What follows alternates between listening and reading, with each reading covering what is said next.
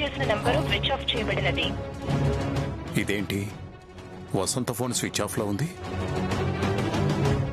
Charging అయిపోతే చూసుకోలేదా ఏంటి? వైదేహికి phone చేద్దాం.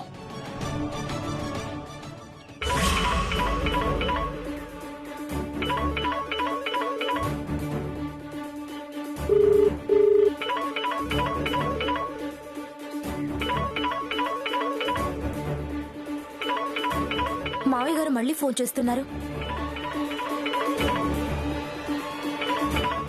అరుణ్, అరుణ్,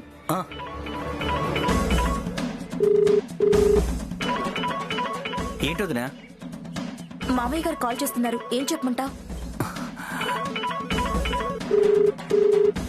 ఏం చెప్పాలి? మమ్మీకి తలనొప్పిగా ఉండి పడుకుందని చెప్పొదినా? అలాగే. హలో మావయ్య గారు.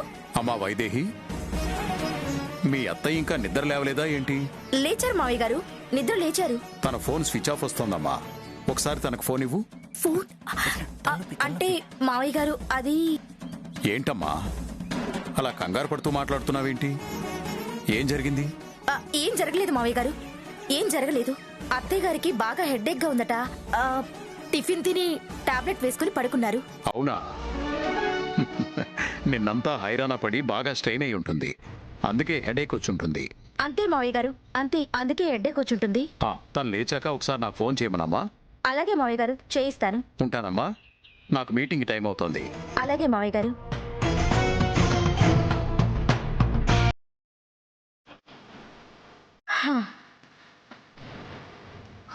పోలీస్ స్టేషన్లో ఉన్న అత్తయ్య గారి చేత మావయ్య గారికి ఎలా ఫోన్ చేయించాలి?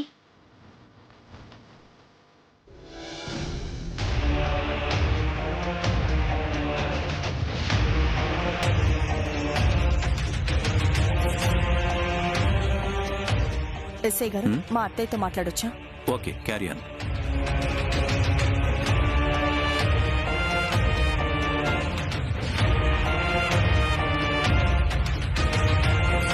ఏంటత్తయ్యా, ఏంటి మీకు ఈ పరిస్థితి?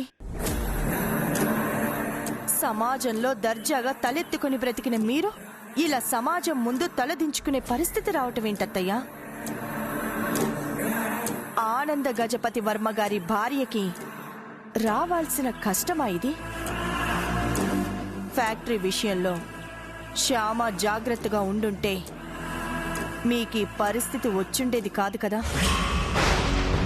అవునత్తయ్యా, మీకు ఈ పరిస్థితి రావటానికి కారణం ఖచ్చితంగా శ్యామానే.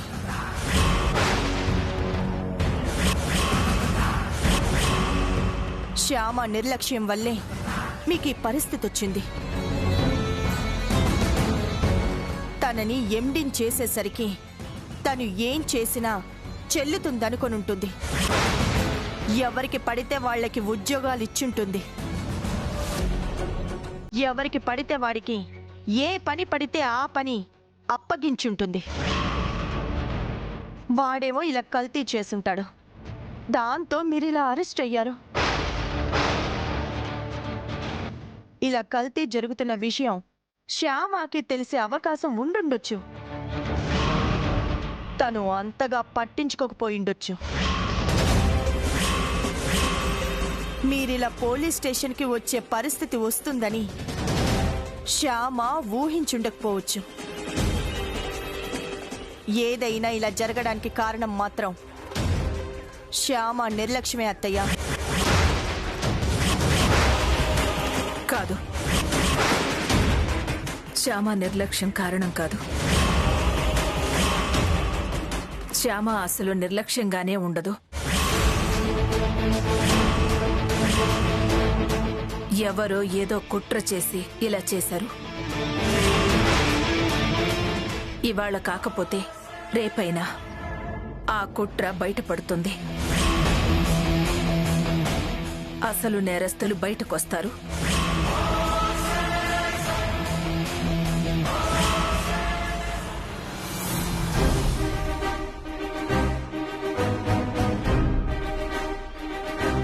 వస్తారత్తయ్య, వస్తారు. ఇవాళ కాకపోయినా రేపైనా అసలు నేరస్తులు బయటపడతారు. మీరు ఈ కేసులో నుంచి బయటపడతారు. ధైర్యంగా ఉండండి.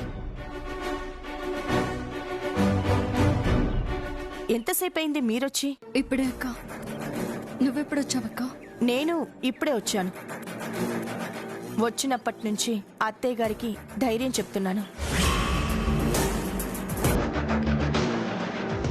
అఖిల్, ఇంతకీ బెయిల్ విషయం ఏమైంది? ఆ ప్రయత్నంలోనే ఉన్నాం వదిరా. మన బ్యాడ్ లక్ ఏంటంటే ఇవాళ రేపు కోర్టుకి హాలిడేస్. అయినా కూడా స్టేషన్ బెయిల్కి ట్రై చేద్దామని మన లాయర్ గారు చెప్పారు మమ్మీ. సారీ అఖిల్ గారు, ఈ కేసు విషయంలో స్టేషన్ బెయిల్ రావడం కష్టం.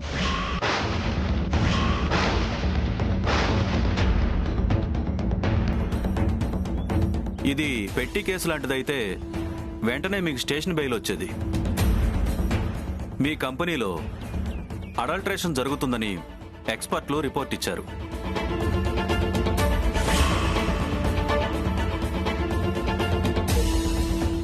ఆ మసాలాలతో చేసిన వంటలు తిన్నవాళ్ళు హెల్త్ పాడై హాస్పిటల్ పాలయ్యారు.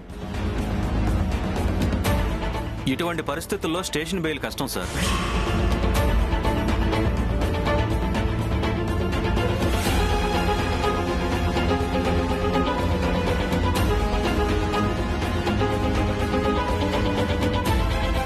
మమ్మీ నువ్వేం టెన్షన్ పడుకో.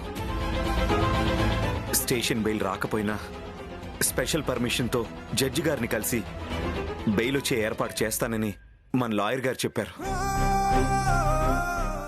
అవునత్తయ్య గారు, ఇప్పుడే లాయర్ గారితో మాట్లాడాము. గ్యారంటీగా మీకు బెయిల్ వచ్చే ఏర్పాటు చేస్తానన్నారు. మీరు ధైర్యంగా ఉండండి. నేను భయపడుతుంది బెయిల్ వస్తుందా రాదా అని కాదమ్మా. మీ మావయ్య గారు ఊరు నుంచి వచ్చేలోపు నేనింటికి వస్తానా లేదా అని. నన్నిలా పోలీస్ స్టేషన్లో చూస్తే ఆయన తట్టుకోలేరమ్మా. మమ్మీ డాడీ వచ్చే లోపల నువ్వు గ్యారంటీగా ఇంటికి వచ్చేస్తావు. దాని గురించి నువ్వేం టెన్షన్ పడద్దు.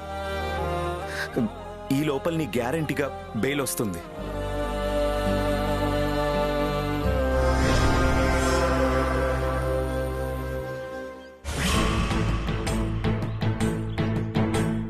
నమస్కారం అమ్మా. నమస్కారం బాబు. ఏంటమ్మా ఇది? మన కంపెనీలో కల్తీ జరగడం ఏంటి? పెద్దమ్మ గారిని అరెస్ట్ చేసి తీసుకెళ్లడం ఏంటి? పెద్దమ్మ గారిని అరెస్ట్ చేశారని తెలిసి మన వర్కర్స్ అందరూ చాలా బాధపడుతున్నారమ్మా. మా అందరినీ బిడ్డలా చూసుకునే పెద్దమ్మ గారికి ఎంత కష్టం వచ్చిందమ్మా. రత్తమ్మ, జరిగిన దాని గురించి బాధపడ్డం కాదు మనం చేయాల్సింది. ఆ కల్తీ ఎలా జరిగిందో అది తెలుసుకోవాలి. మన కళ్ళు కప్పి మన ఫ్యాక్టరీలో కల్తీ చేసిన ఆ దొంగెవరో మనం తెలుసుకోవాలి. గత 2-3 రోజులుగా కొత్త వాళ్ళు ఎవరైనా మన ఫ్యాక్టరీలోకి వచ్చారా?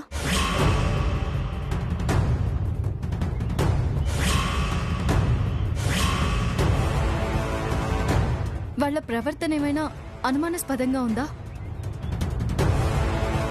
ఒకసారి అందరూ గుర్తు చేసుకోండి.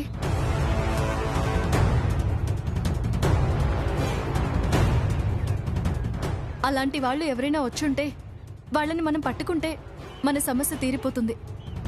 దయచేసి అందరూ గుర్తు చేసుకోండి. అమ్మా, నిన్న ఒక అతను మసాలాల కోసం వచ్చాడమ్మా. ఎన్ని రకాల మసాలాలు ఉన్నాయని నన్ను అడిగాడమ్మా. అన్ని వివరంగా చెప్పానమ్మా. అన్ని శాంపిల్ ప్యాకెట్స్ తెమ్మని అడిగాడమ్మా. నేను వెళ్లి శాంపిల్ ప్యాకెట్స్ తీసుకొచ్చేసరికి అతను వెళ్ళిపోయాడమ్మా.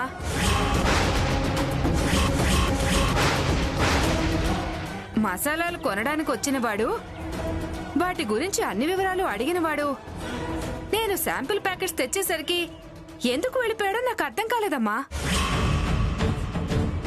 అయితే ఖచ్చితంగా వాడే కల్తీ చేయడానికి వచ్చిన వాడై ఉంటాడు. వాణ్ణి పట్టుకుంటే మమ్మీ నిర్దోషం చెప్పి నిరూపించొచ్చు. రతమ్మ, అతను ఎలా ఉంటాడు?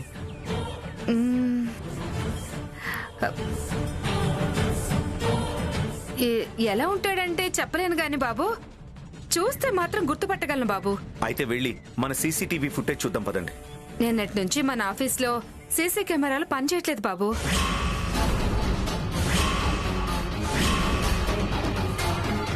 అంటే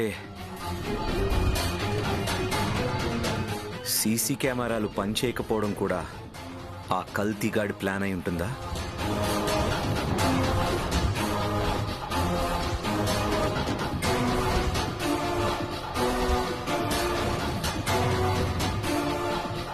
ఎలా నువ్వు వాడిని గుర్తుపట్టగలవు?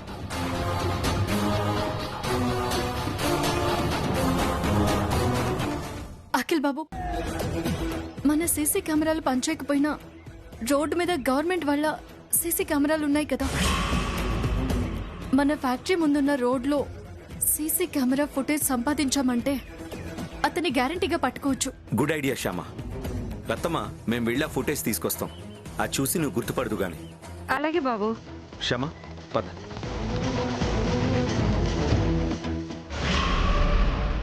అఖిల్ వాళ్ళకంటే ముందుగా నేను అక్కడికి వెళ్ళి సీసీ కెమెరా ఫుటేజ్ సంపాదించాలి.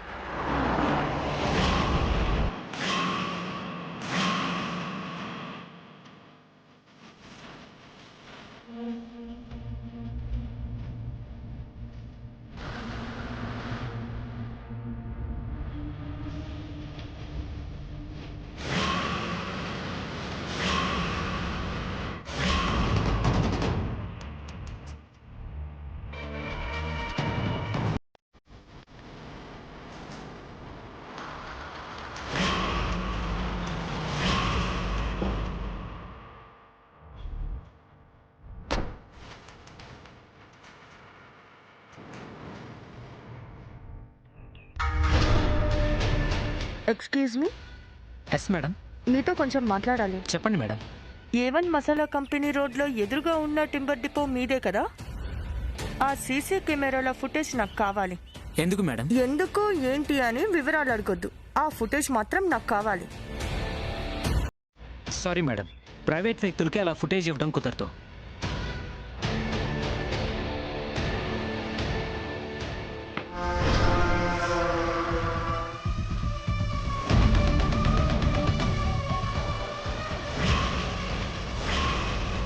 డబ్బులు ఇచ్చినా కుదరదా?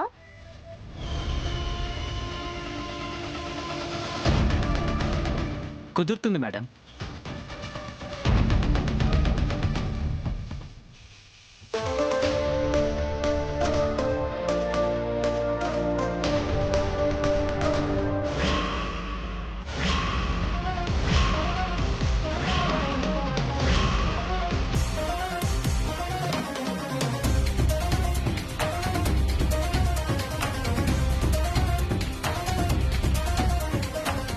ఆ రోజు రికార్డ్ అయిన ఫుటేజ్ మొత్తం ఈ పెన్ డ్రైవ్ లో కాపీ చేశాను మేడం. తీసుకోండి మేడం. చెప్పింది గుర్తుంది కదా? ఈ ఫోటో గురించి ఎవరు అడిగినా నేను చెప్పినట్టే చెప్పండి. అలాగే మేడం, మీరు చెప్పినట్టే చెప్తాను. Thank you.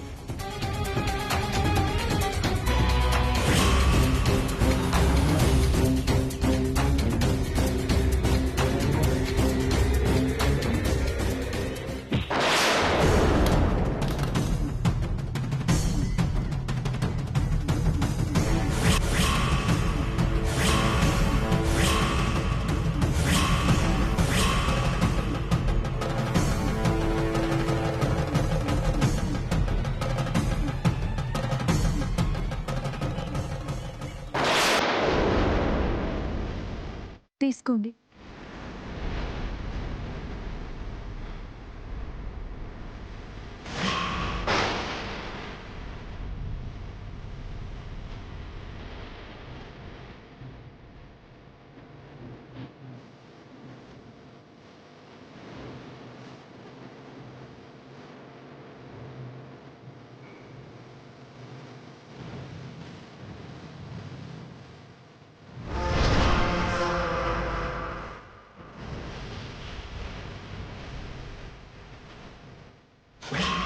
Excuse me.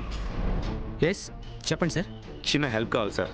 చెప్పండి సార్. A1 మసాలా కంపెనీ రోడ్లో ఉండే టింబర్ డిపో మీదే కదా? ఆ సీసీ కెమెరాల ఫుటేజ్ కావాలి సార్. సారీ అండి, ఆ ఫుటేజ్ ప్రైవేట్ వ్యక్తులకి ఇవ్వకూడదు. ఏదైనా అవసరమైనప్పుడు పోలీస్ డిపార్ట్మెంట్ వాళ్ళు అడిగితేనే మేము ఫుటేజ్ ఇస్తాం అంతే. ఇంతకుముందే పోలీస్ డిపార్ట్మెంట్కి సంబంధించిన ఒక వ్యక్తి వచ్చారు. ఐడి కార్డ్ చూపించారు. ఆ ఫుటేజ్ మొత్తం కావాలని అడిగారు. ఇచ్చి పంపించాను.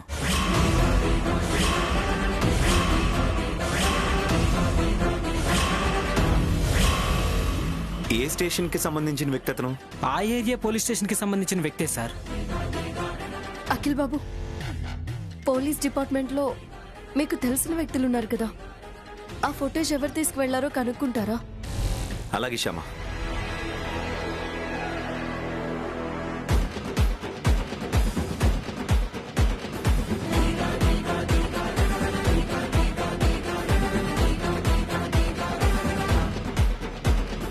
సీసీ ఫుటేజ్ కోసం పోలీస్ డిపార్ట్మెంట్ కి సంబంధించిన వాళ్ళు ఎవరూ రాలేదంట. అవునా? అయితే వచ్చింది పోలీస్ డిపార్ట్మెంట్ కి సంబంధించిన వ్యక్తి కాదా సార్? ఫేక్ ఐడి చూపించి సీసీ ఫుటేజ్ తీసుకెళ్ళి ఉంటారంటారా?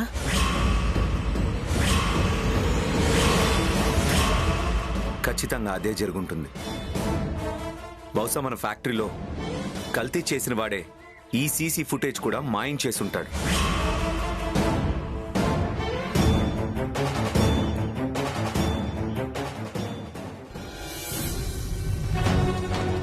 వదినా, నువ్వేం టెన్షన్ పడకు. సీసీటీవీ ఫుటేజ్ కోసం అఖిల్ వాళ్ళు వెళ్ళారు కదా, ఆ ఫుటేజ్ చూస్తే మన ఫ్యాక్టరీలోకి ఎవరొచ్చారో, ఆ కల్తీ ఎవరు చేశారో మొత్తం తెలిసిపోతుంది. సీసీ ఫుటేజ్ ఏంటారు? మన ఫ్యాక్టరీ ముందున్న రోడ్లో సీసీ కెమెరాలు ఉన్నాయి కదా, ఆ ఫుటేజ్ కోసం అఖిల్ వాళ్ళు వెళ్ళారు.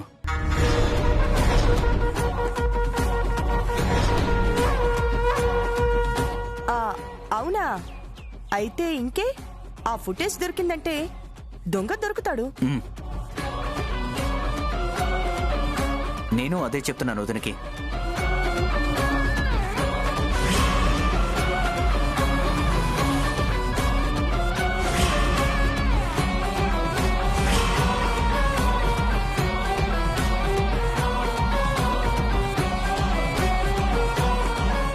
అదిగో అఖిల్ వాళ్ళు వచ్చేసారు. ఫుటేజ్ కూడా దొరికే ఉంటుంది. అఖిల్, సీసీ ఫుటేజ్ తీసుకున్నారా? మన ఫ్యాక్టరీలోకి ఎవరొచ్చారో గుర్తుపట్టారా? లేదన్నయ్య.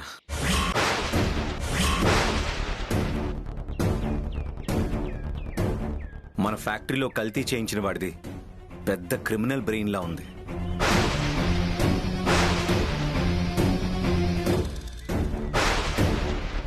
సాక్ష్యాలు దొరకకుండా చాలా జాగ్రత్త పడుతున్నాడు.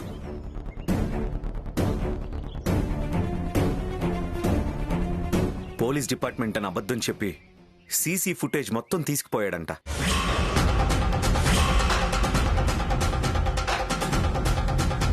అయ్యయ్యో, ఇప్పుడెలా?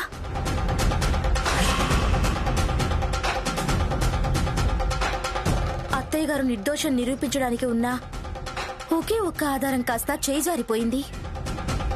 ఇప్పుడు అత్తయ్య గారిని కాపాడుకోవడం ఎలా? అక్క, నువ్వేం టెన్షన్ పడుకో. అసలు నేరస్తుల్ని పట్టుకుని అత్తయ్య గారు నిర్దోషాన్ని నిరూపిస్తాము.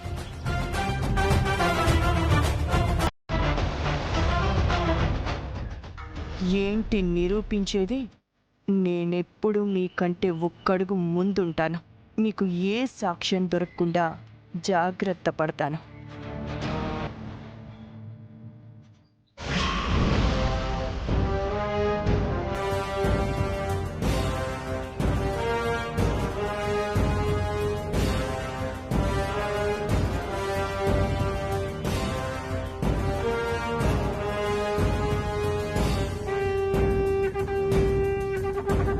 ఎస్ఐ గారు, వసంత్ గారిని కలవచ్చా? Okay, carry on.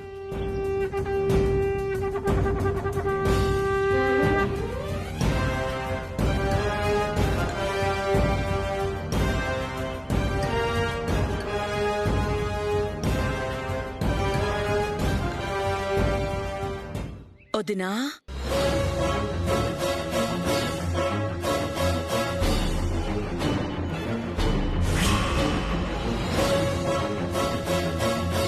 ఎందుకొచ్చారు? మీ మొహాలు నాకు చూపించొద్దని చెప్పాను కదా. ఎందుకొచ్చారు? అదేంటది నా అలా అంటావు? మీకింత కష్టం వచ్చిందని తెలిస్తే మేం రాకుండా ఎలా ఉంటాం? కష్టం వచ్చినప్పుడే కదా వదినా ఒకరికొకరు తోడుగా ఉండేది. నీ పేరుతో వసంత మసాలా కంపెనీ అని పెట్టినందుకు చాలా సంతోషించాం. ఆ కంపెనీ పెట్టడం వల్లే మీకు ఇలాంటి పరిస్థితి వచ్చినందుకు చాలా బాధపడుతున్నాం ఆంటీ. మీకు ఈ పరిస్థితి కల్పించింది ఎవరో కానీ వాళ్ళు మాత్రం బాగుపడరు. అనుభవిస్తారు, ఇంతకింత అనుభవిస్తారు. దేవుడు ఖచ్చితంగా వాళ్ళని శిక్షిస్తాడు. దేవుడు వాళ్ళని క్షమించి వదిలేసినా మా శ్యామ మాత్రం వాళ్ళని వదలదు.